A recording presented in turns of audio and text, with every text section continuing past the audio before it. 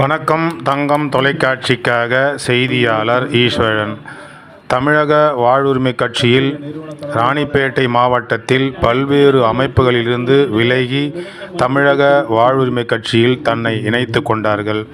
இந்த கூட்டத்திற்கு தலைமை என். விஸ்வநாதன் மாவட்ட செயலாளர் அவர்கள், வரவேற்புரை முகமது காசிம் மாவட்ட தலைவர், முன்னிலை ஆற்காடு நகர செயலாளர் முருகன், விளாப்பாக்கம் நகர செயலாளர் அன்பு, விஷாரம் நகர செயலாளர் முகமது ஆசிம், மாவட்ட துணை செயலாளர் கிருஷ்ணமூர்த்தி, மாவட்ட ஊழல் தேர்வு ஒருங்கிணைப்பாளர் வெங்கடேசன், ஆற்காடு ஒன்றிய அமைப்பாளர் சிவசக்தி, மாவட்ட செயற்குழு உறுப்பினர் கோபி, சிறப்பு அழைப்பாளராக மாநில அமைப்புக்குழு உறுப்பினர் கடலூர் ஆனந்த் மற்றும் ராம்குமார் கலந்து கொண்டனர்.